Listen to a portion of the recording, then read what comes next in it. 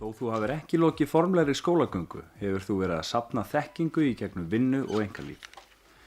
Markmið raunfærnimats er að gera þessa þekkingu og hæfni sýnilega með því að meta hana og staðfesta hún sé fyrir hendi. Þetta köllum við raunfærnimat.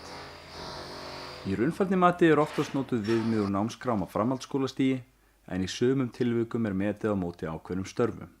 Ef metið er á móti námskrá færð þú einingar metnar og þannig styttist námið sem nemur stöðnum einingum. Raunfærnimat er því ekki afsláttur af kröfum, heldur leið til að staðfesta þekkingu og hæfni. Þeir sem koma í raunfærnimat eiga það sameiginlegt að hafa náð sér í reynslu og færni í gegnum starf sitt en ekki lokið framhaldsskólanámi. Gerðar eru kröfur líf og starfsaldur en þær eru misjafnar eftir greinum. Lágmarksaldur er 23 ár og 3 ára reynsla í faginu. Raunfærnimatsferlið tekur 2 mánuði en ekki er samfelldan tíma að ræða heldur stöku kvöld auk matsamtala. Ef þú hefur ekki lokið námi á framhaldsskólastigi þá er raunfærnimat þér að kostnaðarlausu. Þú getur fengið upplýsingar hvað raunfærnimat er, hvernig það fer fram, hvaða kröfur eru gerðar til þín og hvað þú þarft að leggja mörkum hjá fræðslu og símenntunarmiðstöðum. Í framhaldinu getur þú tekið upplýsta ákvörðun hvort þú teljir þig eiga erindi í raunfærnimat eða hvort aðra leiðir hendi betur. Með aðstoð náms- og starfsráðgjafa skráir þú hvaða reynslu þú hefur bæði úr starfi og einkalífi.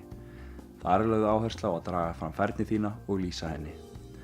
Ráðgjafinn er þér síðan til stuðnings í gegnum raunfærnimatsferlið.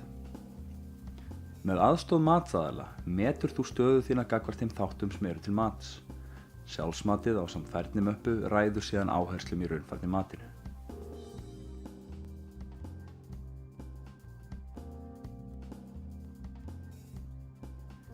Mat á þekkingu fer í flestum tilvikum fram í samtali milli þín og matsaðala. Þar er oft notuð hjálpartæki sem auðvelda þér að sýna þína færni.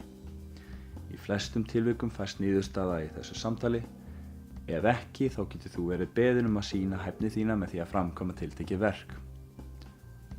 Að loknu matsamtali er farið yfir niðurstöður og þú fær ráðgjöf áframhaldandi nám eða starfsþróun.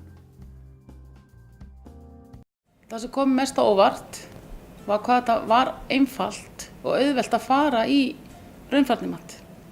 Raunfærnimati var mjög sanngjarnt og gaf rétta mynd af því sem ég er að gera.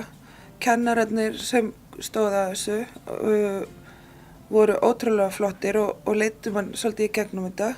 Já, niðurstaðan var mjög sanngjarn í matinu fannst mér. Bara eðlilegar svona spurningar miðað við áfangana sem við áttum að taka. Það er bara verið að spyrja þekkinguna og það sem þú ert búin að vera að gera í vinnunni allan þennan tíma. Þannig að ef þú hefur áhuga á því sem þú ert að gera þá er mjög auðvelt að svara spurningunum það sem þú ert að gera. Það hefur sýnt sig að raunfærnimat hefur reynst mikil hvatning til að hefja nám að nýju og virk leið til starfsþróunar. Ef þú vilt kanna möguleika á raunfærnimati fyrir þig, hafðu þá samband við náms- og starfsráðgjafa á næstu fræðslu- og símenntunarmiðstöð og skoðaðu þína stöðu.